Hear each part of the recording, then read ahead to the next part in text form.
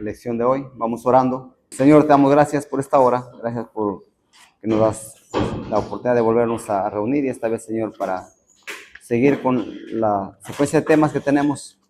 Guíanos, Señor, para que no solamente lo entendamos, sino que también podamos enseñarlos a otros. En nombre de Jesús. Amén. Hermanos, la lección de hoy se llama ¿qué? Las 7 características de la iglesia del Nazareno. ¿Sí? Las 7 características. Ahora, hermanos, si alguien, si tú pudieras describir qué hace a la iglesia del Nazareno especial, ¿tú qué dirías?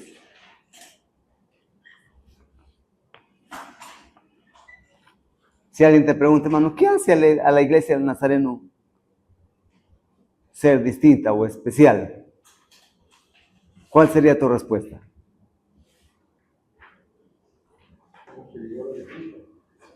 Somos seguidores de Cristo. Ya. ¿Y los otros denominaciones? En mi experiencia personal, vengo de otra iglesia, no nací aquí. Lo que puedo apreciar de la iglesia nacional que es más organizada. Ya. Tiene muy claro lo que se quiere hacer, define su trabajo, tiene metas a corto, largo plazo, ¿no? Aún en sus elecciones no va a la medida, sino está todo programado, planificado, ¿no? Eso es lo que yo puedo observar en mi vida. Ya, la hermana dice la organización. ¿Qué dicen ustedes? O sea, ¿qué hace especial a la iglesia y diferente a otras iglesias? La hermana ha hablado de la organización. Tenemos amor al prójimo, hermano, porque salimos a predicar a la iglesia. Ya. Hacemos el ayuno, oramos. Ya. No se oramos santos, como las iglesias católicas. Ya, bueno. Sí. Hoy día por eso vamos a ver, hermanos, esas 7 características que lo hace a la iglesia distintiva. ¿Ya?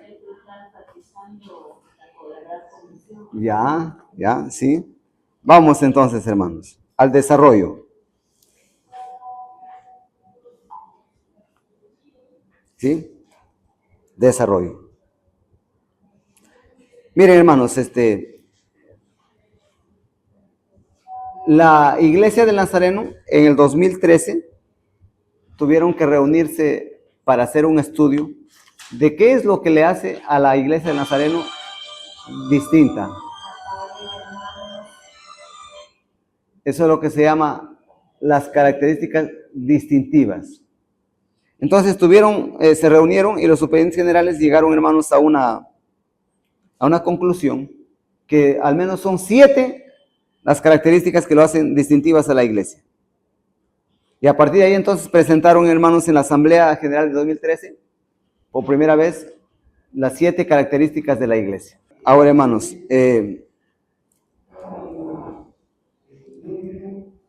entonces vamos viendo esas 7 características que lo hacen única a la iglesia de Nazareno. Vamos repasando rápidamente cuáles son esas 7 características, ¿sí?, de la iglesia de Nazareno. Vamos a la primera característica, ¿cómo se llama qué? Adoración significativa. ¿Y por qué la iglesia considera que la primera característica, o sea, lo primero que le debe caracterizar a la iglesia es la adoración significativa? Bueno, porque ¿qué significa adoración significativa? Pues, de acuerdo, hermanos, al Salmo 95, 1 al 7, es reconocer a Dios como la roca ¿de qué? De nuestra salvación. El gran rey, el creador, el pastor que cuida a su pueblo, ¿no es cierto? Esto es la primera característica. O sea, es decir, que si uno ha de querer, ¿no es cierto?, ser un hijo de Dios, como lo establece las Escrituras, la adoración no tiene que perderse en la vida de la persona. Por eso siempre estamos enfatizando, cuando yo tengo mi adoración significativa, cuando yo tengo mi devocional personal. Por ejemplo, la adoración parte, hermanos, no en el templo, también hay la adoración comunitaria. O sea, la adoración, recordemos que tiene 3 dimensiones. La primera es la adoración individual. ¿Qué significa? Que yo, y esa es la más difícil, ¿eh? ¿Por qué, hermanos? Porque la adoración comunitaria es más fácil, ¿por qué? Porque el culto te entregan casi todo preparado, ¿no es cierto? Tú te vas, te sientas, y además, si tú no llegaste, alguien te hace acordar, ¿no? Alguien te dice, hermano, no te he visto, ¿no es cierto? O te van a visitar, hermano, no te veo que estás llegando. O sea, te van a impulsar la adoración comunitaria. Pero la adoración significativa, nadie te pide cuentas. Si tú no haces tu devocional, nadie te dice, hermano, ¿has hecho tu devocional hoy? No. Por eso que la adoración significativa, hermanos, implica que las personas, los cristianos, tenemos que adorar a Dios partiendo por tener nuestro devocional, ¿qué? Diario. Se podría decir que es algo práctico. Sí, sí. Que tiene que ver mucho con lo que ha recopilado de su experiencia y lo va a llevar a su vivencia. Claro, porque me decía un hermano, o sea, míreme, a veces uno puede creer que como tuvo un culto público, entonces ya no hay un culto congregacional, como se dice, comunitario, cree que ya eso reemplaza al devocional personal. O ya oré con Dios hoy día, ¿no? ¿Para qué voy a orar ya más tarde? No, si ya oré. No. ¿Por qué, hermanos? Porque la adoración individual, ¿no es cierto? Hermanos, es una de las características que el cristiano está dependiendo del Señor. ¿Por qué? Porque a veces se han dado cuenta que el tiempo nos falta, ¿no? Si hay momentos que el tiempo se nos va, ¿no? Y ya no hay tiempo. Entonces, miren, claro, el otro elemento va a ser la adoración comunitaria, ¿no? Porque también yo no puedo limitarme solamente a la adoración individual. Tiene su lugar, ¿no? La adoración individual, claro. Yo no puedo decir, no, ya es suficiente que yo adore a mi Dios, tenga mi vida devocional en mi casa, ¿ya para qué congregar? No, porque la adoración comunitaria es otra forma, ¿no es cierto? En la adoración individual, yo tengo comunión con mi Dios directo, yo oro, yo leo la palabra, yo lo interpreto, ¿no es cierto? Yo doy gracias a Dios, ¿sí? Pastor, Pero hay muchas personas, por ejemplo, cuando ellos a veces uno los visita y le digo, pero hermano, ¿por qué no vas a...? No, suficiente yo aquí en mi casa. Claro. Oro, leo la palabra, ¿para qué irme? Es el otro entonces elemento que le decía, ¿no? Pero la adoración no se puede quedar individual, la adoración tiene que ser ¿qué? Comunitaria. ¿Qué significa comunitaria? Que yo congrego, porque cuando yo congrego, ¿qué hago? Por ejemplo, nos nutrimos a partir de los dones de que todos tienen. Uno tendrá el don de cantar y me dirige a mí cantando para adorar a Dios. Uno tendrá el don de ¿qué? De enseñar o predicar y enseña para yo escucharlo. O tendré el don y yo ¿sí? Por eso se llama comunitaria. Y es importante y nutre. Es tan importante, hermanos, ¿por qué? Porque no solamente es el acto de adorar ahí, sino que cuando tú algún día estés pasando por alguna situación, sí o sí, vas a tener un respaldo. Hay gente que va a estar orando por ti, hay gente que va a preguntar, hermano, no te he visto esta semana, no te he visto estos días, ¿qué es lo que está pasando? Alguien te va a llamar. La adoración comunitaria es importante, pero no puede quedarse solamente en la adoración, ¿no es cierto?, comunitaria. Va un poco más allá, que es la adoración en todo lugar. ¿Qué significa la adoración en todo lugar? Que cuando yo hago las cosas, ¿como para quién?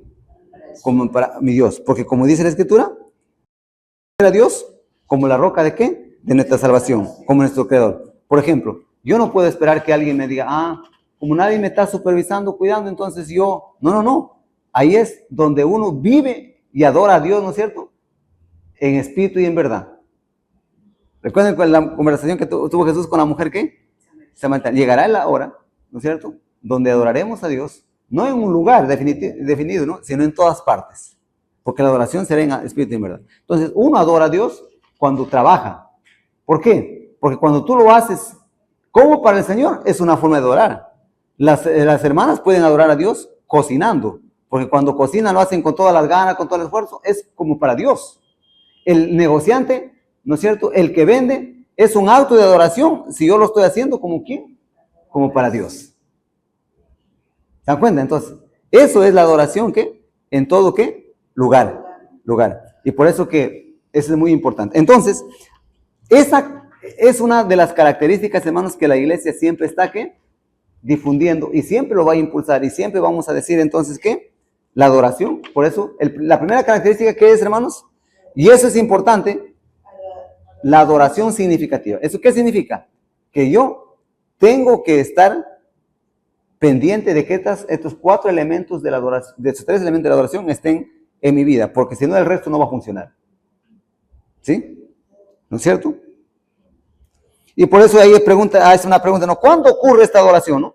Cuando vivimos en su presencia y ministramos a otros, ¿no? ¿Cómo se practica? Pues también llevando adelante la gran comisión, el ayuno y la oración, ¿verdad? Dando tiempo en los servicios colectivos, dando espacio a Dios para que Dios actúe libremente. ¿Cuál es la cualidad? Es ser semejante a Cristo, ¿verdad? Y por eso miren el ejemplo bíblico de la iglesia de Antioquía. La iglesia primitiva inició o empezó a cumplir ¿qué? La misión de Dios después de un encuentro de adoración. O sea, si las personas no estamos siendo movidos a testificar a otros de Jesús, lo que está faltando, ¿qué es? Adoración. Sí. Vamos a la segunda característica. ¿Sí?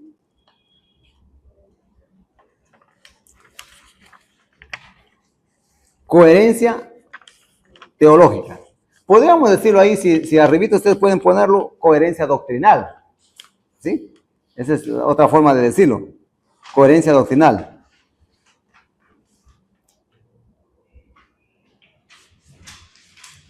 Y la coherencia teológica, hermanos, tiene que ver con ¿qué? Con lo que creemos, sí.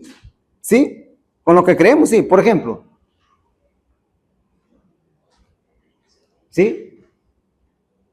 Entonces, ¿qué significa, hermanos? Por ejemplo, si yo soy de la iglesia nazareno, ¿no es cierto? Mi misión como nazareno, ¿cuál es? ¿Recuerdan la vez pasada que hablamos? Es hacer discípulos semejantes a Cristo. Recuerden la palabra semejante a Cristo, ¿verdad? Es decir, que nuestra misión no es solamente quedarnos en evangelizar y guiar a otros a que se conviertan, sino que es hacer discípulos semejantes a Cristo. Tengan su plena santificación. ¿Qué pasa si yo no estoy enseñando, ¿no es cierto? Si yo no estoy viviendo, si yo no estoy motivando a que otros sean santificados. ¿Estaré siendo coherente? No, no estoy siendo coherente, pues, ¿no? Entonces, la coherencia tiene que ver, hermanos, en primer lugar, miren, que vivimos de acuerdo a qué? A nuestras creencias en la vida diaria. Yo no puede ser, por ejemplo, que yo digo, yo creo esta cosa y no vivo según ella, ¿no? Por eso que algunas personas dicen, oye, tú eres incoherente. ¿Qué significa incoherente? Que tú me dices que crees una cosa, pero tú haces otra cosa. Entonces, lo que nos está diciendo, hermanos, esta característica de la iglesia es que si nosotros vamos a ser miembros de la iglesia y somos nazarenos, tenemos que ser coherentes ¿con qué? Con lo que creemos. No puede ser que creamos una cosa. Ahí decíamos, por ejemplo, la iglesia por siempre cree en la santificación, pero es algo que no se está ¿qué? Difundiendo mucho. Entonces ahí no estamos siendo coherentes, ¿verdad? Entonces la coherencia, recuerden. ¿La coherencia qué? Teológica o la coherencia doctrinal podría ser para entenderlo de más sencillo, ¿no? ¿Qué significa eso? Que vivimos ¿de acuerdo a qué? A nuestras creencias. Ahora, pero para ser coherentes, hermanos, recuerden lo que la vez pasada yo les hablé.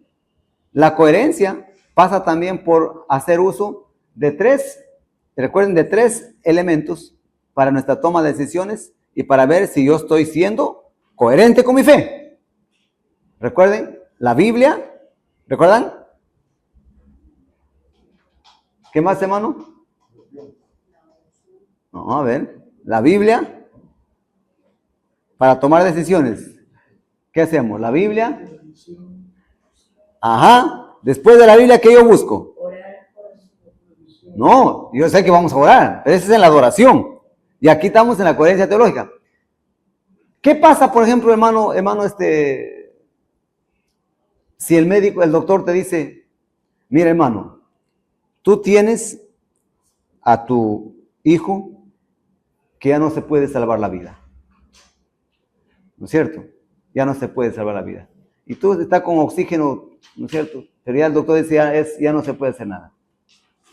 Entonces tú dices, yo voy a la Biblia, y de repente en la Biblia sí me dice que Dios es ¿qué? El autor de la vida. Que Dios es el que da y quita la vida. Y el doctor me dice, mira, ya hay que desconectarlo. Yo digo, ¿y ahora qué hago? Entonces ahí es donde me ayudan a tener equilibrio, consultando ¿qué? La tradición, ¿recuerdan? La razón y la experiencia. La razón, por ejemplo, ¿no es cierto? La razón. ¿Cómo yo usando mi razón puede ayudarme a tomar esta decisión? ¿Cómo yo usando la experiencia, no? En la experiencia, ¿qué me ayuda a entender? Que hay casos de personas, ¿no es cierto?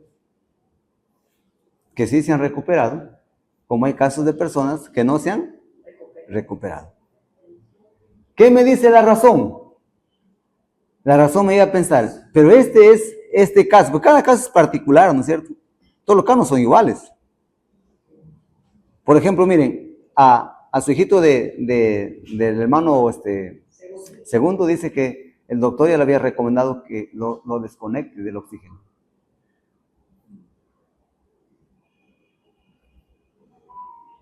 Y a veces hay casos donde la Biblia no dice nada, hermanos, sobre ese asunto. Solamente la Biblia dice en términos generales que Dios es el autor de la vida y Él es el que da y es quien quita. Pero ese es para las personas que tienen un lugar donde atenderlos con oxígeno.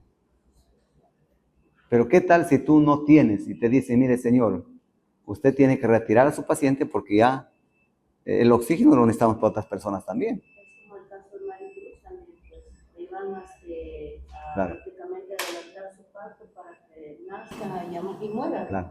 No, claro. porque no había... Claro. No entonces, había... en esas situaciones, hermanos, tenemos que la Biblia sabemos que es nuestra única norma de fe, pero hay situaciones donde la Biblia no dice explícitamente porque son casos que no vivieron las personas de su tiempo. Ahí no había las máquinas, ¿no es cierto? Así que ahí no había cómo tú le des vida a una persona, ¿no? ¿Sí? Pero es más, hay otros casos mucho más complejos que están mucho más tiempo. Y ahora también llega el momento que es insostenible. Tú sabes que ya no tienes recursos, ¿no es cierto? Para ir sosteniéndolo. ¿Qué haces? ¿Te sigues endeudando? ¿O le dices al Señor, o dices al Señor, Señor, tú sabes que hasta acá nada más puedo hacerlo? ¿Qué te ayuda ahí a tomar decisiones? La Biblia sí, tú puedes leer, ¿no es cierto? Sabes que Dios es el autor de la vida, que Dios sana, que Dios, algunas personas también no los ha sanado, ¿no? ¿Cómo saber si es mi caso? Entonces ahí donde uno busca orientación de otras personas, ¿no es cierto?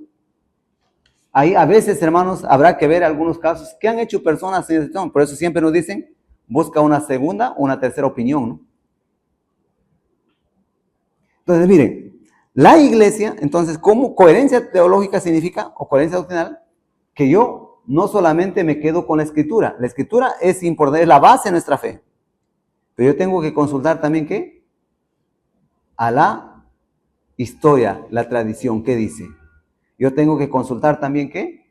A la razón. Les pongo otro caso. Miren, viene un jovencito, me dice, pastor, yo estoy enamorado de mi prima. Y como usted ha sido nuestro pastor, usted sabe que somos primos, pero somos primos muy lejanos. Y es verdad, ¿no? Eran primos muy lejanos. Pero finalmente era su prima, llevaba su apellido. Entonces me dice, pastor, dígame, ¿qué dice la Biblia sobre eso? Y claro, a veces te encuentran así medio. Le digo, mire hermano, déjame investigar qué es lo que dice. Entonces yo, hermanos, comencé a leer la Biblia, ¿no es cierto? A ver la Biblia. Y me encuentro con una sorpresa, hermanos. Que la Biblia no prohíbe el matrimonio de los primos. Usted se va a encontrar que prohíbe que se case el tío con la sobrina. O el sobrino con la tía. Que prohíbe que se casen entre hermanos. Prohíbe que se case, obviamente, con el abuelo, puede ser, todo se prohíbe. Pero no prohíbe los primos. E incluso los primos hermanos, porque los primos hermanos dice que ya son ¿qué? Cuarto grado. Y me desconectó porque siempre nosotros, ¿no es cierto? Digo, no, pero ahí está, pues, hermano, la Biblia. Entonces, hermanos, se me ocurre, digo, no, pero la legislación me salva, ¿no? Y resulta, hermanos, que yo voy a consultar qué dice la legislación peruana, y la legislación peruana prohíbe casarse hasta el 3er grado. Y el 4º grado ya no. Y ahora digo, ¿qué lo digo, no? Porque finalmente, o sea, la escritura, claro, y la escritura y la legislación están de su favor. Entonces uno le queda el otro argumento que decía, la tradición. Y uno ve, ¿qué ha hecho la iglesia a lo largo de la historia? Y a veces hay poca información para consultar, pero me encontré con la iglesia católica, por ejemplo, que la iglesia católica dice que prohíbe el matrimonio entre primos, pero puede darles una dispensa. O sea, puede analizar el caso, ¿no es cierto? Me imagino que en ese caso involucrará analizar qué grado de parentesco tiene, o qué compromiso hay también, ya, ¿no es cierto? Y les puede dar una dispensa para casarse. Y eso es lo que encontraba. Pero viene la otra parte, y eso fue mi salida, ¿qué es qué? La experiencia. Le digo, mira, ve, en la experiencia de tu vida, ¿qué crees que va a pasar? ¿Tú crees, le digo, que la gente, la sociedad lo aprueba que se casen los primos? La sociedad, tú le preguntas, ¿está bueno casarse primos? De plano te van a decir, no. ¿Qué tal loco? Eso sería, los diablos hacen eso. ¿Sí? Entonces, mira, le digo, ahora le digo, el otro asunto es, ¿tú crees que tus familias lo van a aprobar? ¿Van a estar de acuerdo? No, sí, ya he hablado con mi papá y justamente mi papá me dice eso. Y mi papá me ha dicho que yo le consulte a usted, si usted nos da una salida, ya me puso y el hermano me conoce a mí, ¿no? Entonces, mira, les digo, le tuve que decir, mira, la Biblia, ¿no es cierto? La legislación, ¿cierto? Pues, la razón ayuda, te favorece, pero vas a tener tú el costo social, ¿no? El costo, el impacto que después vas a vivir, digo, porque de repente no vas a poder llegar con facilidad, porque te van a ver como la persona extraña, y tú eres cristiano, ¿vas a vivir con ese toda tu vida, digo? ¿Vas a vivir con eso toda tu vida?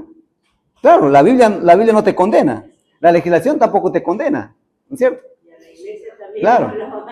Ahora, sí, entonces le digo, y entonces, ¿pero qué creen, hermanos? Finalmente se casaron.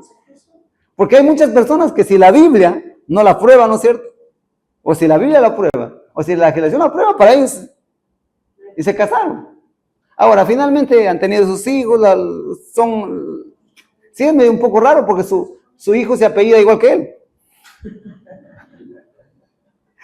Claro, ¿no? Porque justo por su mamá también espanta y la chica también espanta, pero son otros espanta, ¿no? Pero los familiares eran por lo coni. Bien complicado, ¿no? Entonces, pero miren, sí, o sea, encontramos Vázquez, ¿no es cierto? Guevara, pero a veces no son familias, ¿no? O bueno, a veces no se sabe tampoco. Entonces, sí. Pero mientras no se sabe, ya pues, ¿no? Pero con otra cosa. Entonces, miren, o sea, ¿qué nos ayuda, no es cierto? En otros casos, ¿verdad? La argumentación del social, pero resulta que en ellos, hermano, la familia no lo veía mal, ¿no? Por la parte de porque como también él estaba estudiando, era profesional y lo veían medio por ahí atractivo, ¿no? Entonces, pero miren, nos ayuda. Estamos entendiendo entonces la coherencia teológica, ¿qué nos ayuda? Primero, la coherencia teológica significa vivir de acuerdo a lo que yo creo. Y lo segundo significa, hay situaciones de la vida que yo tengo que tomar decisiones, que yo tengo que consultar, ¿qué? La escritura es la base, ¿no es cierto? Pero a veces la escritura, ¿qué? ¿Lo va qué? No va a decir nada. Como en este caso, no, la escritura lo avala, no lo avala, pero no lo prohíbe, ¿no? Porque no te manda, pero sí no lo prohíbe.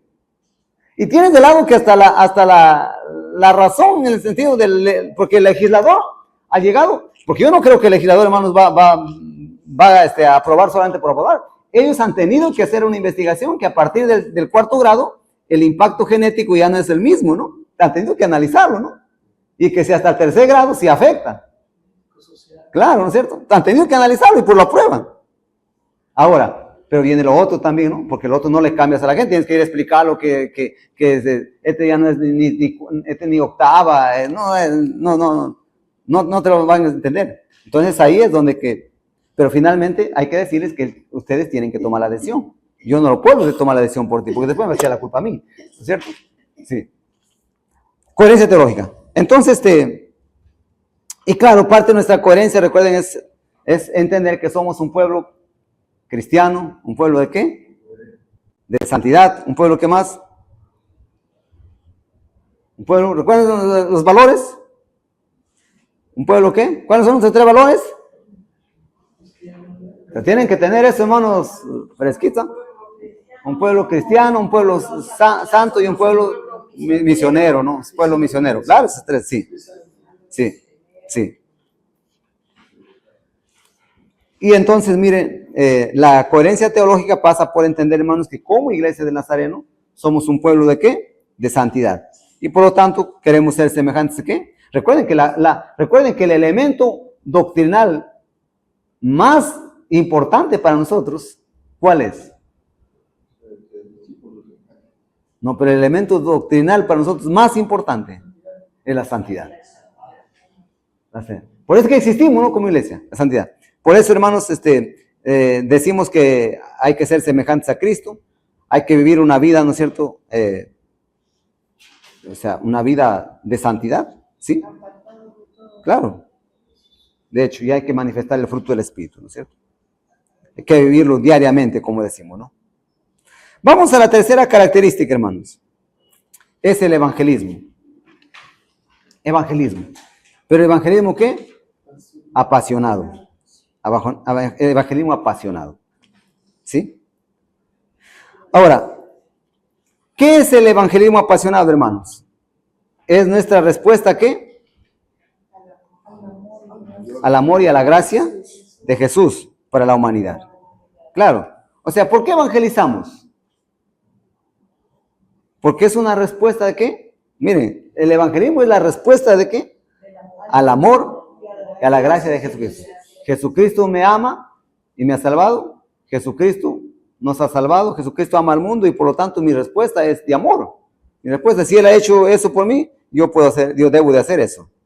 Y en ese sentido, hermanos, la iglesia del Nazareno promueve que no solamente evangelicemos, sino que no solamente evangelicemos, sino que el evangelismo sea ¿qué? Nuestra pasión, ¿no? Que no sea que, ay, vuelta evangelismo, ¿no? Ay, vuelta campaña, no, sino que sea ¿qué? Algo que nos apasiona. Y si no nos está apasionando, ¿verdad?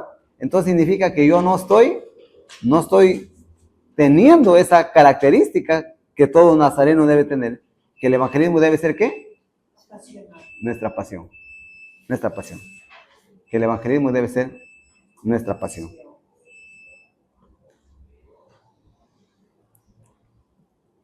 Ahora, ¿cómo debe ser? ¿Cuál es el modelo para evangelizar? ¿El modelo quién es? Jesús. Jesucristo, ¿no?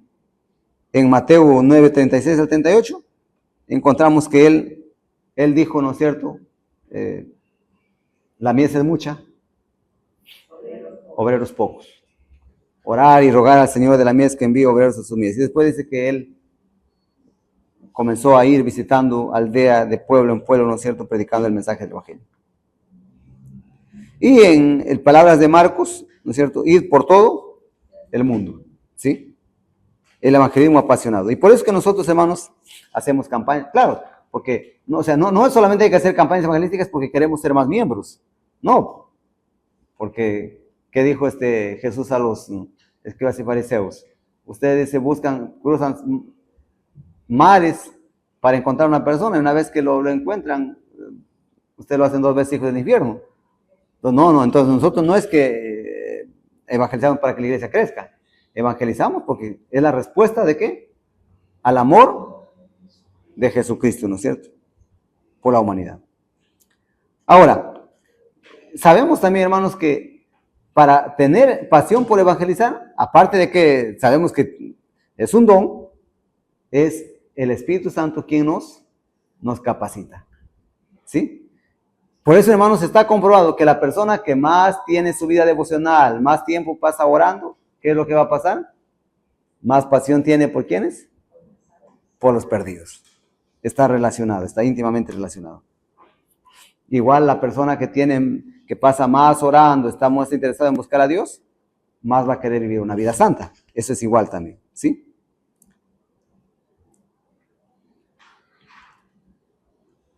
Miren lo que decía al final, ¿sí?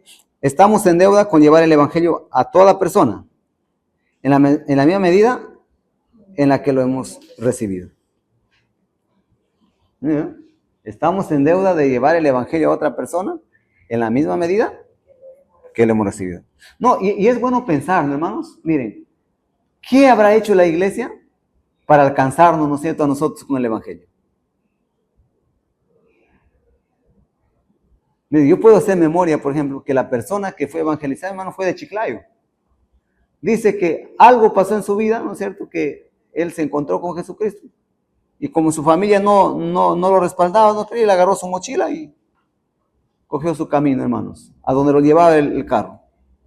Y por algunas circunstancias de la vida, paró en un pueblito y comenzó a caminar, preguntando si había una iglesia, llegó ahí. Se quedó un tiempo con la iglesia y comenzó a decir a los hermanos que inviten a sus vecinos y amigos porque la iglesia estaba, hay tiempos que las iglesias paran así como que casi como un cementerio, ¿no?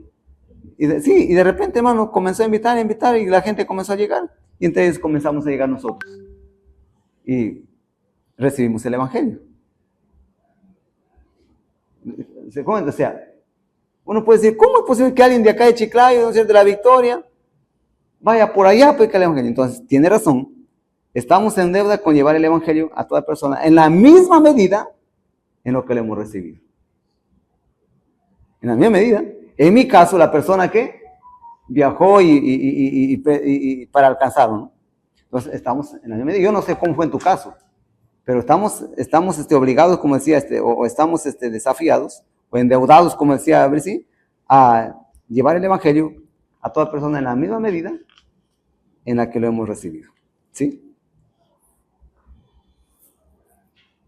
Y hay una pregunta que me parece importante. ¿Cuándo fue la última vez que compartiste tu fe? Hagamos una encuesta previa. ¿Cuándo fue la última vez, semana, que compartió su fe? Bueno, yo casualmente ayer fui a la casa de bueno. mis hijas. Ahí. Hermano, ¿cuándo fue la última vez que compartió el evangelio? Esta semana, hermano. Qué bueno. Hermana. Viniendo en la moto. Qué lindo. La semana. Miren, es una evidencia de los que están acá, que la mayoría están compartiendo su fe, ¿no es cierto? Es bueno. Casi todos los días, hermano, porque a veces se van a ignorar y nosotros le Ahí está. predicamos. Así, ¿no?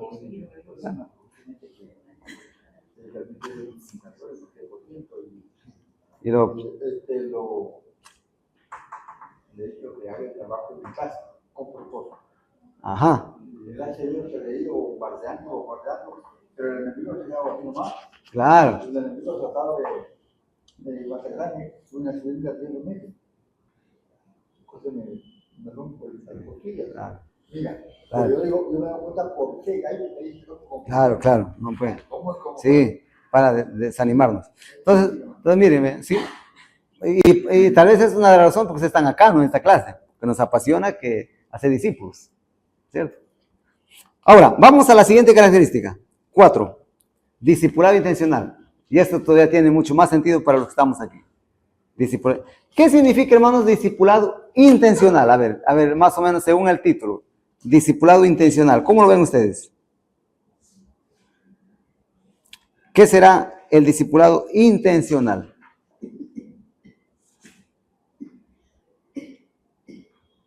Enviar a una persona a seguir a Cristo. Ya.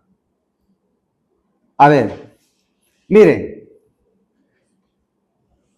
Lo normal, a ver, no es común, ¿no es cierto? Pero sucede a veces que un joven, ¿no es cierto? O lo invite a una señorita a cenar, ¿no es cierto?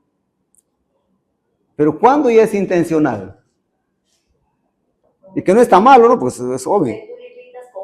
Ajá. Ya. Entonces, claro. Entonces, eso es.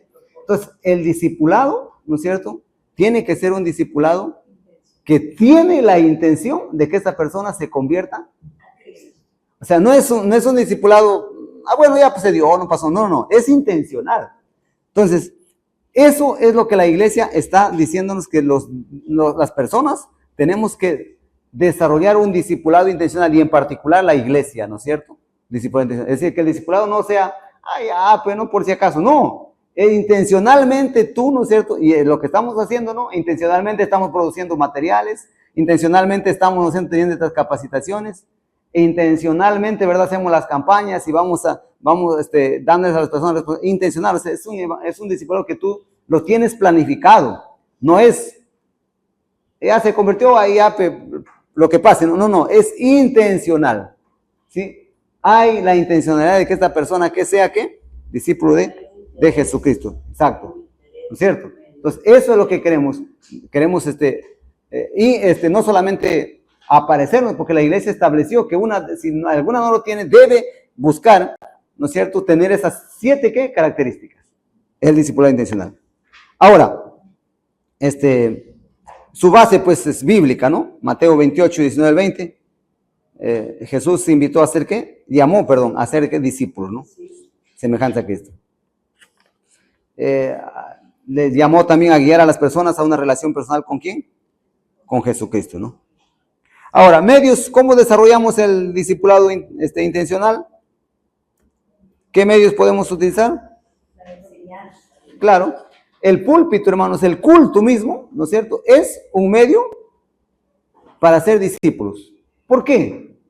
Porque, miren, hay muchas personas que se han establecido en la fe a través de los cultos, porque vienen, ¿no es cierto?, escuchan la palabra, son enseñados.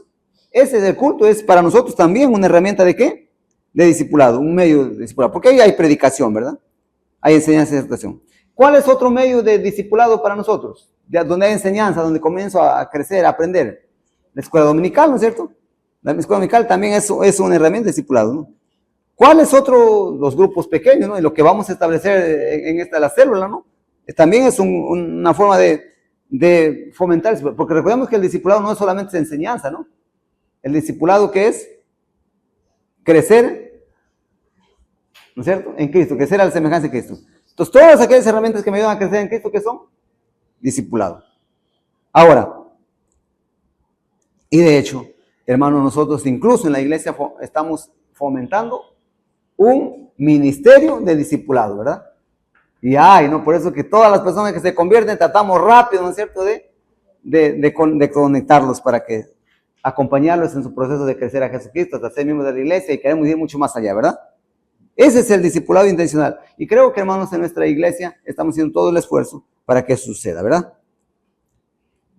Y vamos a la siguiente, característica 5. Ahí también no borré ahí la comisión que quedó del anterior. Trabajo en formato. Esta no. Sí. Ahí está, hermano. Esta ya no va. Entonces, es característica 5. ¿Desarrollo de qué? De la iglesia. Característica 5. Desarrollo de la iglesia. ¿Qué significa la característica 5, hermanos? Desarrollo de la iglesia. ¿Qué queremos con la iglesia? Porque la iglesia finalmente componen las personas, ¿no? Las personas componen la iglesia. ¿Cuándo la iglesia se desarrolla? Diríamos, pastor, cuando cumple los anteriores, sí, ¿no? Claro.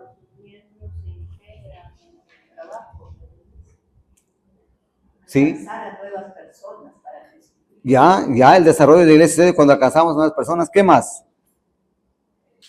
Permanecer abiertos a la nueva visión de Dios. Esa es la actitud.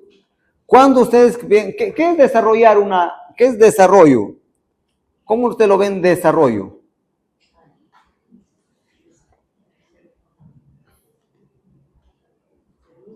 Se puede hablar biológicamente también, ¿no? Porque decimos ese niño, progreso, ¿no? Progreso, ¿verdad? Crecimiento, ¿no es cierto? Entonces, el desarrollo de la iglesia significa que la iglesia no puede quedarse estancada, ¿no? Tiene que estar creciendo. Tiene que estar, porque el reino de Dios, como dice la Escritura, es como ¿qué? Es como la levadura, ¿sí? Es como es como la semilla de mostaza, ¿no? Es chiquita, pero finalmente se convierte en una planta. Entonces, la iglesia tiene que desarrollarse, no podemos ser lo mismo. Y de hecho, la evidencia que la iglesia no se ha quedado es porque en estos 50 años comenzaron con un número muy chiquito, ahora es un número más grande. Pero la idea es que siga, ¿qué? Creciendo, ¿no? Desarrollando. siga desarrollándose. Siga desarrollando. Entonces, miren, la siguiente característica es que nosotros tenemos que ver a la iglesia que está, ¿qué? Creciendo, desarrollándose. Si no vemos que la iglesia está creciendo, porque el crecimiento a veces, hermanos, no solamente es crecimiento en número, ¿no? También es crecimiento en... Supongamos que podemos saber, hermanos, unas 300 personas, pero solamente es número. En cambio, el crecimiento se da también, hermanos, cuando las personas comienzan a involucrarse en el ministerio. Entonces nosotros podemos ver, de repente en algunos periodos puede ser que la iglesia se detiene en número, pero recuerden, se detiene para profundizarse. Claro, porque tienes que, por ejemplo, hay tiempos donde la iglesia tiene que dar mucha fuerza a preparar a su gente. Y estamos, hermanos, en estos tiempos de preparación. Estamos preparando equipo de discipulado, estamos preparando líderes de células, estamos preparando los hermanos que son los sugieres para hacer unas modificaciones que vamos a ver ahí. Estamos preparando. Entonces, hay tiempos de preparación donde a veces, claro, no dejamos de hacer la evangelización, ¿cierto? Pero lo que quiero que ustedes vean, hermanos, que el desarrollo no solamente es ¿qué? Números. El desarrollo también ¿qué es? Crecimiento de nuevos líderes. Involucramiento de los hermanos en la obra del Señor. Entonces a mí me trae mucha alegría el saber que hay más hermanos que están involucrando el discipulado. El saber que hermanos están involucrando en el ministerio de células. El saber que hermanos se están involucrando en otras áreas. ¿Sí? Eso da mucha alegría. Y la iglesia del Nazareno en particular, hermanos, por ejemplo, hay gente que a veces se sorprende que nosotros tengamos escuela dominical para todas las edades, ¿no? Yo fui una vez a una iglesia y para ellos, para escuela dominical es niños. Consideran que nosotros tenemos con adolescentes, con jóvenes, se sorprende, para nosotros es tan común porque nacimos en ese ambiente, ¿no? Es tan común. Sí, pero claro, el otro entiende. Pero queremos que no solamente desarrollar la escuela dominical, queremos desarrollar también otros ministerios. ¿Y eso qué es? ¿Desarrollo de qué? De la iglesia. Entonces el desarrollo de la iglesia significa avance, progreso, no solamente. Por eso dice, hermanos, que el árbol no solamente crece hacia arriba. Para que crezca hacia arriba, ¿hasta dónde crece? Hacia abajo y hacia los costados, ¿no? Claro, pues. Porque es igual, claro, miren, por si acaso las construcciones han sido inspiradas en los árboles. Las construcciones más grandes tienen que tener más profundidad, ¿no? Más profundidad. Claro. Entonces, miren, igual que es la iglesia. Para que crezca más, tiene que también crecer hacia adentro, ¿no? Y justamente estas capacitaciones es crecer hacia adentro. Porque queremos crecer también hacia afuera. El desarrollo de la iglesia. ¿Y cuál es el propósito? ¿Por qué desarrollo? Porque queremos alcanzar nuevas personas para Jesucristo, ¿no? Permanecer abiertos también a lo que Dios quiere decirnos, ¿no? ¿Sí? Ahora, como hemos dicho, hermanos, la iglesia, por ejemplo, en Tumán nomás mismo ha ido aplicando distintas estrategias, ¿no? Ha habido un tiempo que la estrategia más destacada, decía un hermano, ha sido casa por casa, ¿no? Ha habido otro tiempo que han sido aire libres.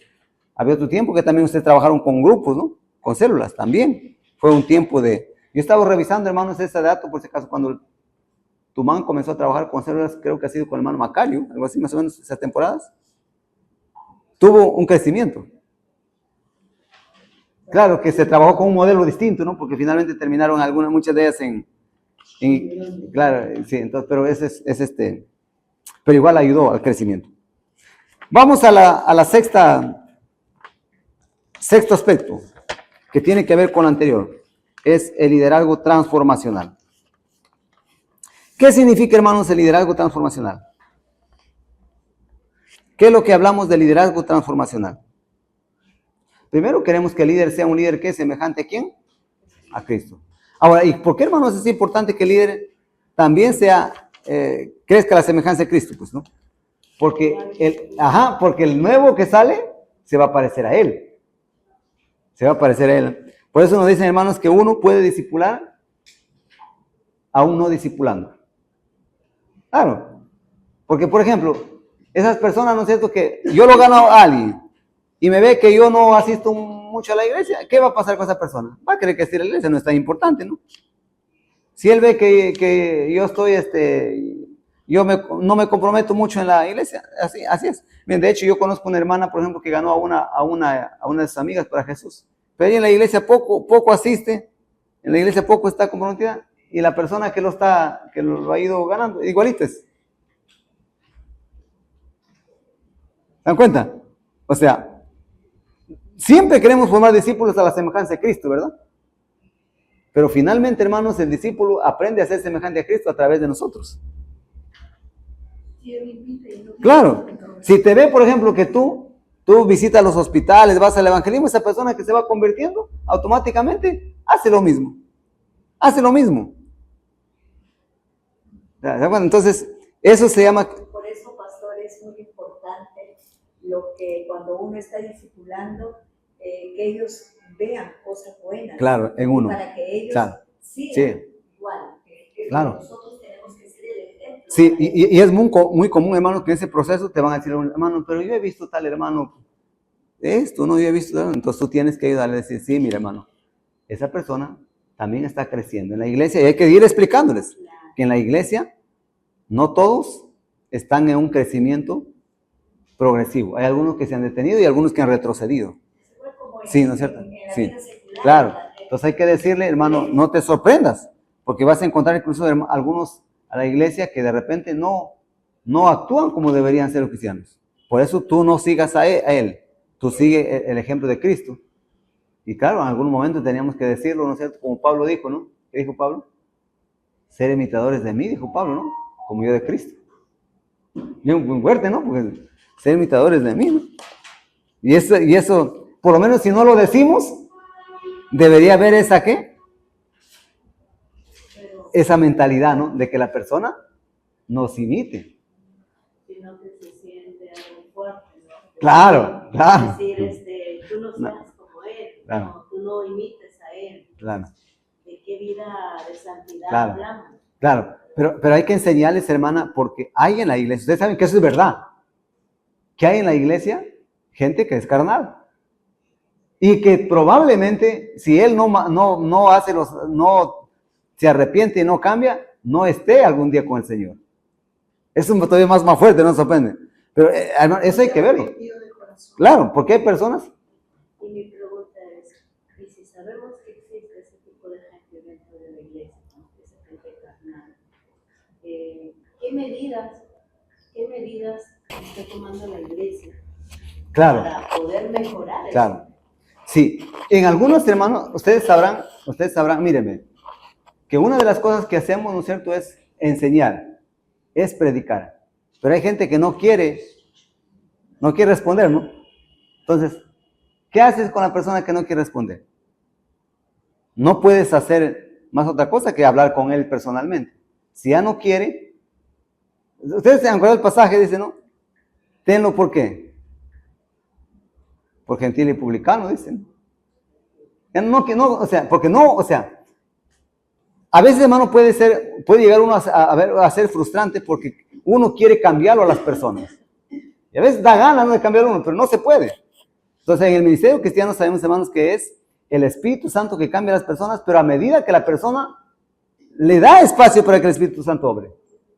Porque si no, también uno decía, de aquí el Espíritu Santo está fallando. No, el Espíritu Santo nunca falla. Sino que, o el Espíritu Santo se frustró acá. No que el Espíritu Santo obra, pero si la persona no responde. Entonces, de ahí, hermana, que incluso vamos a encontrar que en la lista de la iglesia primitiva hubieron personas que, claro, el Espíritu Santo les actuó de una manera sorprendente también, ¿no? Porque, ¿qué hizo el apóstol Pedro cuando vio a Ananías y Zafira en lo que habían hecho? Le confrontó, pero se murieron ahí mismo, ¿no? ¿Qué pasó con otros? Pablo, ¿qué dice con Demas? Me abandonado, dice, ¿no? Algún momento dice, de otro le entregado a Satanás, ¿no? Ya no podía hacer nada también Pablo, ¿no? O sea, ya no podía. Entonces, pero sí es buena la pregunta que dice el hermano, ¿no? ¿Qué podemos hacer? Con esas personas podemos hablar. Si uno ve, ¿no es cierto?, algunas cosas, algunos aspectos negativos, tiene que acercarse y decirlo, ¿no es cierto? Sino que estoy diciendo, hermano, que a veces el nuevo ve cosas que nosotros a veces ni siquiera lo sabemos.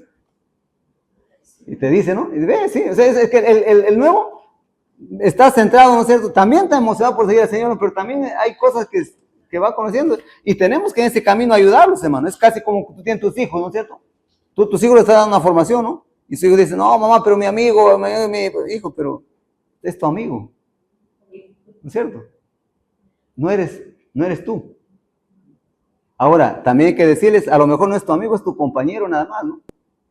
Es tu compañero de estudios. Pero sus padres a lo mejor no le ponen restricciones. Sus padres a lo mejor, ¿qué? No le ponen límites, no le enseñan. Pero tú estás siendo enseñado por la palabra y entonces va a entender. ¿Se dan cuenta? Vamos a vivir en este mundo. Pero también, pastor, es el asunto de que ve cosas que no vemos, pero a veces ve cosas que nosotros sí vemos, pero tratamos de sobrellevarlo, porque qué dirá el hermano, que o quizás se vaya, ¿no? Pero, y tratar de retenerlo, pero justo leyendo una parte en Corintios, cuando Pablo le dice, pero ¿qué hacen con él?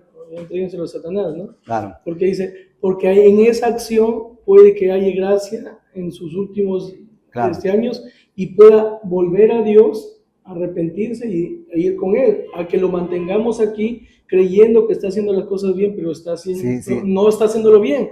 Claro. Y cuando muera, pues no vaya con el Señor, ¿no? Esa es una de las cosas. Y también otra, entra la parábola del trigo y la cizaña, ¿no? Que a veces crecen juntos. Y da ganas, y Jesús dice, no los arrancan, porque a veces da ganas de decirle a hermano, ya sabes qué, ya, si tú no quieres cambiar, vas a seguir así, hermano, deja de congregar porque estás haciendo mal, ¿no? Da ganas, pero no se puede hacer, ¿no? Porque finalmente hermanos, recordemos que nosotros creemos en la restauración del apóstata, ¿no? Y creemos que aún en algún momento el Señor puede tratar. Y de hecho hemos visto casos, ¿no? Hermanos, porque hemos visto esos casos de unos jóvenes que yo, hermanos, en Pimentel, esos que los muchachos, habían gente que estaba muy dedicadita, ¿no es cierto? Se iba con su guitarra para ensayar, y a la hora que estaba orando, el otro lo agarraba, afinaba las cuerdas, y el otro salía a cantar, ¿no es cierto? Y parecía. Hermano, daba ganas de decir, hoy no vengas, hermano, así, ¿no? Pero miren, algunos de ellos se han encontrado con Jesucristo, y después dan testimonio, ¿no? Yo era esa persona, ¿no? Ay, ¿no? Casos así. Sí, ¿qué hacemos, no? A veces, porque, y hermano, y esos muchachos todavía asistían más frecuente. Pero asistían para qué, hermano? Para fastidiar atrás. Porque, claro, algunos de ellos sí, hermano, no todos, algunos de ellos sí. Pero a veces llegaban por las muchachas, por fastidiarlos, a veces también, ¿no es cierto? Por los muchachos, porque les gustaba después del culto que se iban al parque así, por fastidiarnos. Y algunos eran hijos de hermanos. O sea, eran hijos de hermanos. Hermano, yo quería comentarle a mí, nosotros hemos estado en el discipulado con mi hermana, ¿no? Desde el primer libro que hemos llevado, el discipulado 1:1, ya bonito, empezamos todo, pero fue que una hija llegó del extranjero y total que le celebré el cumpleaños con bombos, platillos, mariachis, todo, y un poco como que, o sea, una celebración mundana, ¿no? Claro. Celebración mundana. Y incluso nos invitó, pero nosotros pensábamos, pues, ¿no? Y yo, la hermana Eli, nos fuimos las tres por la hermana Isabel Martínez, nos fuimos, pero después vemos que llegó mariachi, llegó gente, uy, no, hemos salido en filita las tres, hemos salido. Y ella después nos comentó, y de ella casualmente fue que la hija le había escondido la Biblia, le había escondido el material, como diciendo, tú no llevas, o sea, queriendo mandarle a la mamá que no lleve, o no sé qué cosas tendría. Ella ya no nos llegó a comentar, pero ella aún así, hermano, ella con lucha, con todo, sigue viniendo, sigue llevando con nosotros, discipulado. Y también le hablamos bastante, ¿no? Al menos la hermana Isabel Martínez, que tiene un poco un carácter un poquito más fuerte, ella. A veces, ay, hermanita, no haga esto, haga lo otro. A veces hay que combinar esas dos cosas, ¿no? Qué lindo es. Total que no se vaya y entienda, poco sí pasa, sí. atendiendo. Eso es bueno, hermano. Y en la iglesia Dios nos ha provisto de personas que son, ¿no es cierto? Que necesitan decirles esas cosas, ¿no? Y como también Dios nos ha provisto de personas, miren, y también, hermanos, ustedes saben que a veces el nuevo va a tener sus caídas, ¿sabes, hermanos? Tal vez tú dirás, pastor, pero yo no los tuve. Sí, gracias a Dios no tuviste. Porque un día, hermanos, yo estaba dando discipulado a un hermano, se convirtió, el que les comenté una vez de Monsefu, que se convierte, ¿no es cierto?, una enfermedad. Y un día todo triste. Hermano, yo lo vi que estaba así. Le dije, hermano, ¿qué ha pasado? Dice, pastor, dice, no se puede, dice que se han ido. ¿Qué ha pasado? A ver, siéntate. Pastor, dice, tomado. ¿Y cómo le digo que has tomado qué? No, pastor, dice, mire, le voy a contar. Dice, yo cometí el error de no decirle a mi jefe que soy evangélico. El jefe es católico, dice, me da trabajito, dice, pastor, haciendo muebles, sí. Y él habla mucho de los evangélicos yo tenía miedo que me despidan y me voy, pastor, en la nada, me dejan nada. Y hay que entenderlo, ¿no es cierto?, su forma de pensar. Entonces dice, pastor, yo por mucho tiempo, él han tomado ahí. Yo le he esquivado mucho tiempo, dice pastor. Ya que se trata, dice, pero yo no lo dije que yo no tomo por no ser porque soy evangélico. Yo le decía que yo no tomo porque me hace mal. Y dice así, pastor, le he esquivado. No, que sufro en el estómago. No, ya no quiero saber eso, dice. Hasta que un día, dice que, oye, yo he sufrido con el estómago también, y a mí, más bien eso nunca me hizo daño. Porque tomaban sus cañazos, ¿no? Y dice, pastor, cedí, dice. Pastor, no me he emborrachado, pero cedí, dice, pastor, yo sé que no está bien. Entonces, ahí tú ¿qué tienes que ser? Paciente con esa persona, ¿no? Se da ganas, pues, parece un retroceso, ¿no? Paciente, decir, mire, hermano. Pero lo bueno que Exacto, ¿no? Exacto, decirle, mira, la Biblia dice que si hemos pecado, abogado tenemos para con el Padre, si confesamos pecados, serás fiel y justo, pero ya no vuelve a ser lo mismo. Tienes que tú testificar que tú eres cristiano. Y si te despiden, recuerda que Dios tendrá otras oportunidades para... Y mire, ¿no? Entonces, se puede, porque a veces no es un pecado deliberado, ¿no? Pero y aun cuando fuera, nosotros queremos en la restauración del apóstol, hay que hacerlo volver, ¿no? Porque a veces, hermanos, van a caer. Y algunos, hermanos, si no los damos, no los ayudamos, ya nunca más se levantan. Sí. Es muy diferente cuando no se dejan ayudar. Ah, sí, claro. Cuando tú quieres ayudarlo y en vez de ellos más bien no pasa así. Sí, claro. No sé si se han dado cuenta de una hermanita que yo siempre la llamaba, pero ha sucedido un cierto percance dentro de la iglesia. Entonces, como que ella ha optado por alejarse, irse a otra iglesia. Entonces yo he tratado de nuevamente hacerla entender, hacerla ver que no se viene por los hermanos, se casó con el autor y consumador que es Jesucristo, pero ella como que más bien me ha cogido un poquito de así como cólera, yo le digo, vamos a ir con tal persona a visitar. No, por favor, no quiero porque no las voy a atender. Claro. O sea, prácticamente me ha pasado las puertas. Bueno, no sé qué hacer. Entonces, eso de ahí lo vamos a conversar. Está bien. Entonces, sí, van a pasar esas cosas, hermanos. Van a pasar esas cosas. Hermanos a veces nuevos. Y a veces incluso hermanos antiguos que los inclinan ahí. Es en serio, porque a veces son hermanos muy antiguos que en vez de ayudarlo, más bien lo meten en esas cosas, ¿no?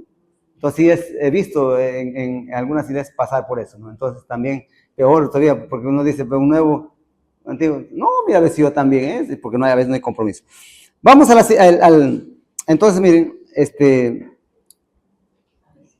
entonces, en la sexta que estamos en algo transformacional, ¿verdad? El líder tiene que ser un líder que es semejante a Cristo, hemos dicho, ¿no es cierto? Es un líder que es, además, hermano, ejemplo. Porque Cristo es nuestro ejemplo, pero el líder también es un ejemplo. Y este líder que tiene que ser humilde, ¿verdad? Humilde, sumiso, tiene que servir. Tiene que también, hermano, ser visionario en el sentido de que piensa que está trabajando con una persona para que crezca, para que progrese. Y además, hermanos, tiene que capacitar a otros, ¿no? Recordemos que cuando hablamos de un líder transformacional, no es solamente un líder que ha sido transformado, sino que un líder que transforma a otros y que hace a otros, ¿no es cierto?, que sean también, ¿qué? Líderes semejantes a Cristo. Y aquí quiero, hermanos, hablar tal vez así ligeramente de la reproducción. Recordemos, un líder transformacional es un líder que se multiplica o se reproduce. Claro, porque, por ejemplo, la idea es que ustedes, recuerden que esta forma de discipulado es más o menos este camino, ¿no? Tú estás discipulando, lo ayudas para que él, ¿qué? Siga el círculo, ¿no? Yo sé que ustedes dirán, pastor, pero a veces no se puede, ¿no es cierto? Que él también hace de comer a los discípulos. Pero esa es nuestra intencionalidad. Que algunos de repente no podamos, otros un poco más tarde, pero sí. Pero miren, acá, por ejemplo, hay hermanos que ya están en plan de discipular porque les discipulamos a ellos. Alguien discipuló a mi hermana, está involucrada en discipulado. También a mi hermana está involucrada en discipulado. A mi hermana también, ¿no es cierto? A David también, ¿sí? A mi hermana Lorena también. Están, ¿qué? Involucrándose, ¿qué? En el discipulado. Entonces, ahí se ve que el discipulado que es reproductivo. El liderazgo es, ¿qué? Reproductivo. Y esa es otra característica. Y finalmente, hermanos, vamos a las 7. Pero antes de eso, me gusta esta pregunta. ¿Qué líder cristiano admiras más, hermano? A ver, piensen en un líder cristiano que ustedes más admiran. En un líder cristiano que más admiran ustedes. Puede ser, hermanos, de acá, puede ser que ya no está con nosotros. ¿Cuál es el líder cristiano que más tú admiras? Aparte de usted también. ¿Y por qué lo admiras? Aparte de usted, pastor, porque usted también Ya, pero si tuvieran, aparte de mí con la hermana, bueno, ya, y si Dios también me da gusto. Pero. Pastor, yo admiro bastante acá a mi hermano Gerson, porque es una persona muy, muy entregada a las cosas de Dios, capacita, está allí enseñándonos. Amén, O sea, se da amén. su tiempo. Qué bueno, hermana, qué bueno, porque estamos viendo porque a veces uno suele admirar más a los de fuera y nos quedamos no, yo les digo por qué, hermano, lo que dice la hermana es importante, pero primero le escucho a usted. ¿A quién admira más, hermano? ¿A qué líder admira más usted? Yo admiro, pastor, No me diga Jesús porque ya está sobreentendido, ¿no? a una persona que es amable. Sus valores, es amable, respetuoso, sincero, te equivocas, te llama la atención, no va y difunde. Esa persona. ¿Y nos puede decir quién es, hermano? Bueno, hasta el momento todavía Ah, no encuentro la persona. no, yo digo, o sea, no.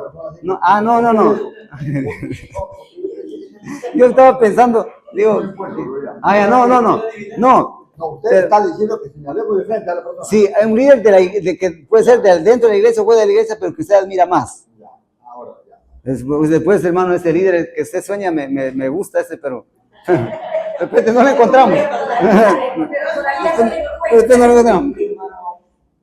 Al hermano segundo grado. Segundo Bravo. Sí. Ajá, interesante. Hermano segundo, sí es Segundo. porque también es una persona entregada que sale a discipular a la calle, ¿no? Para que Qué bueno, la qué gente bueno, escuche. qué bueno. Hermana, Persona, pues, hermano, menos estamos- ya, está bien. Hermana Lorena. Hermana, Isabel. Bueno, yo pues, Puede ser mujer o hombre, pues cuando digo líderes, puede ser hombre o mujer, ¿no? ya se me fue. A ver, mientras usted piensa.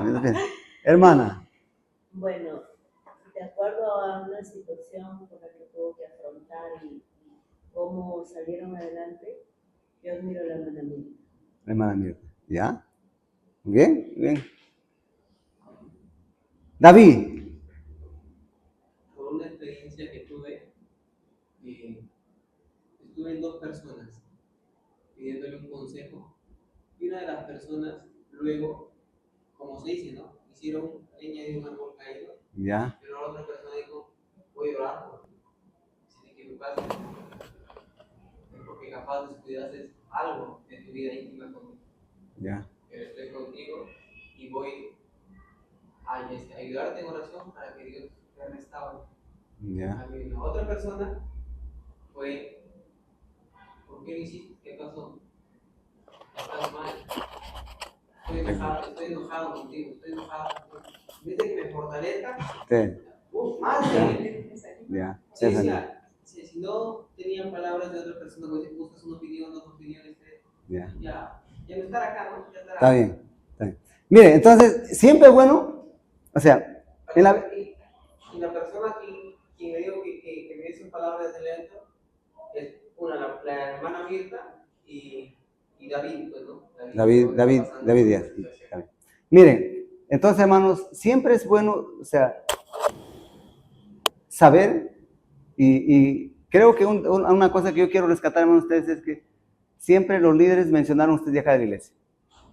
Porque a veces, hermanos, nos ha pasado en la vida que uno admira a esos líderes de la televisión, pero que nunca lo hemos conocido en persona, y después su vida, hermano, no siempre es como parece en la televisión, ¿no? Porque una cosa es conocerlo cerca, hasta cuando se enoja, hasta cuando, ¿no es cierto? Y esos líderes de la televisión no lo ves, ¿no? Porque sale en la televisión, solamente sale el mejor momento de su vida, ¿no? Claro, y acá los conocí, qué bueno que se vea en la iglesia gente que se admira, ¿no es cierto? Gente de la iglesia. Y me llamó mucho la atención de mi hermano que admirar a un hermano nuevo en la fe. Eso es muy saludable. Bien, hermanos, vamos ahora sí a la séptima y última. Compasión con propósito. Si ustedes se han dado cuenta, otra de las características de la iglesia nazarena, de repente, a veces uno pasa por alto, es la compasión. Miren, no es casualidad, por si acaso, les voy a dar dos referencias. La primera, hermanos, cuando sucede en el mundo cualquier desastre, miren, la iglesia de Nazareno es una de las primeras organizaciones a estar presente. Solo que, claro, no los publicita. ¿Por qué lo hace? Porque la iglesia de Nazareno, hermanos, tiene incluso un equipo y además tiene, hermanos, un presupuesto para eso. Y es por eso, hermanos, que ustedes se han dado cuenta de que Compasión Internacional, una de las iglesias con las que más trabajan, es la iglesia Nazareno. Entonces, la compasión, a tal punto que incluso nosotros tenemos una ofrenda que se saca, ofrenda de compasión. Entonces, la compasión, hermanos, siempre ha sido de la iglesia. Por ejemplo, la iglesia Nazareno, en la selva donde no había clínicas, fue la primera en poner una clínica. Solo que después alguien me dijo, pastor, ¿y por qué se retiró? Bueno, porque entró el gobierno, entró el Estado, entró la iglesia Nazareno, y ya no tiene sentido de yo estar acá, ¿no es cierto? Porque además lo iban a tomar también como Sí, entonces dijeron ya no. La iglesia Nazareno fue la primera, en la selva, en poner por si acaso. ¿Saben que el aguajún es un idioma que tiene sus letras, su alfabeto? Lo puso, ¿quién lo creó? La primera misionera en llegar, Esther Carson. Era profesora y ayudó. Entonces, miren, la iglesia Nazareno siempre, ahora, pero no podemos vivir solamente de la historia de lo que hacen otros. La idea es que esa misma compasión con propósito esté, ¿qué? En nosotros. La compasión, a veces pensamos de que solamente dar ayuda económica o con víveres, ¿no? Pero vemos aquí que esa compasión va desde lo que uno sabía hacer. Claro. Por ejemplo, no sabían cómo educarlos, cómo hacer que aprendan a leer, incluso que aprendan otro idioma, el idioma que sabe todo el Perú. Creo que de eso también han empleado ellos. Y no creo que solamente hayan enseñado el español, creo que también les habrán enseñado el inglés. Claro. ¿No? La salud también, por ejemplo. Si soy médico, ¿con qué puedo apoyar? ¿Cómo puedo ser compasivo? Siendo médico. Si soy docente, haciendo que el analfabeto pueda aprender a leer, o el que está con rendimiento bajo aprenda a hacerlo, ¿no? O sea, no solamente es dando dinero, es transformando, la ayuda, la compasión, por eso dice, es una compasión con propósito, ¿no? Claro, y es lo que justamente se propone, es una compasión con propósito, no solamente se trata de, o sea, la ayuda que tú le das tiene que ser, no para que siga siendo dependiente todo el tiempo, ¿no? Sino para que, a mí me llamó la atención, hermanos, y me gustó mucho la historia de una chica, por ejemplo, en Lima, que fue ayudada por Compasión Internacional, y que ahora se ha convertido en la que ayuda también a otros. O sea, claro, ¿no es cierto? Exacto, patrocina a otros, ¿no? O sea, nos dice, claro, de gracia recibiste, de gracia da. Y justamente, hermanos, uno de los que labora con ayuda, si se han dado cuenta, hay un ingeniero, hermanos, que trabaja con los centros de compasión haciendo lo que se llama, dando sus asesorías. Es el que cobra más barato de todos. ¿Por qué, hermanos? Porque él fue patrocinado, eso es patrocinado. Y él dice, yo quiero, desde mi profesión, retribuir también algo. ¿Me cuentas? Entonces, entonces, miren, la compasión con propósito, ¿qué significa, hermanos? ¿Qué manifiesta? El corazón amoroso de Dios, ¿no? Cuando uno es compasivo, ¿qué está manifestando? El corazón amoroso de Dios. ¿En nombre de quién? Siempre se hace la compasión en nombre de Jesús, ¿no? Pues decíamos, la iglesia no sale con sus logos por la televisión, no, es en nombre de Jesús. ¿Y cómo trata a las personas? Respetando la dignidad de qué? de cada persona, ¿no? De cada persona. Y hay una pregunta para reflexionar ahí. ¿Cómo está respondiendo tu iglesia a las necesidades de los pobres y afligidos en tu comunidad? Yo tengo que decirles, hermanos, que a nosotros, compasión, a ver, la iglesia, creo que una de las fuerzas que tiene acá, por la que la iglesia es conocida, es por compasión. Pero la pregunta es, ¿y qué tal si un día se va Compasión Internacional? ¿La iglesia seguirá siendo compasiva? Porque hay iglesias, hermanos, que no tienen compasión internacional, pero siguen haciendo compasión. Siguen haciendo compasión. Mira, en Lima la iglesia Nazareno da todos los domingos desayunos para niños niños y ancianos. Y esos, ¿cómo se llaman? Los que están, que viven en la calle, indigentes. Todos los domingos. La gente ya sabe que dan desayuno, ahí está. Y uno dice, no, ¿cómo hacen para sacar recursos? Porque dar desayunos a una cantidad de gentes. Claro, y todos los domingos. Entonces, ¿cómo hacen? O sea, ya está en su presupuesto de ellos. Y son conocidos por eso, ¿no? Y bueno, la gente también va quedando ahí. A nosotros en este momento nuestras fuerzas están con compasión internacional, ¿no? Pero va a haber un momento que tal vez ya no esté con nosotros así, ¿no? Pero no por eso la iglesia va a dejar de ser compasiva. Tenemos que mover nuestros presupuestos para no dejar de atender a las personas, ¿no? Pero como dice, con propósito, ¿no? Porque finalmente, yo lo que le decía a veces a los padres de compasión, ¿no? Nosotros, ¿por qué hacemos un culto cada vez que hay un evento de esto? ¿No? Porque para nosotros la compasión es un medio como llegamos a ustedes para presentarse el evangelio. Porque si no, pues cualquier tarea lo haría otras personas, eso lo están haciendo, ¿no? Pero ¿qué hace? Las beneficencias hacen eso, ¿no es cierto? Pero ¿qué hacemos nosotros distinto? Que les atraemos a predicarse el evangelio, ¿sí? Hermanos, y ahí hay una encuesta que nos pide que llenemos y hagas una evaluación, por ejemplo, ¿sí? Claro, sí. Sí, la primera a tu iglesia y la segunda a tu vida personal.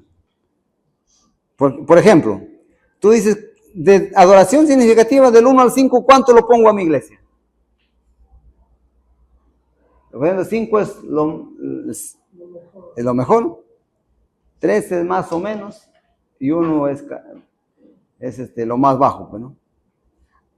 Pero no solamente te pide que te evalúes a tu iglesia, evalúate tú, porque tú eres parte de la iglesia. Ahí está la otra columna. En mi vida personal, ¿cómo estoy en adoración significativa? Así sobre cada uno de ellos. ¿Qué hora tenemos? ¿Qué hora estamos? 12 y 17.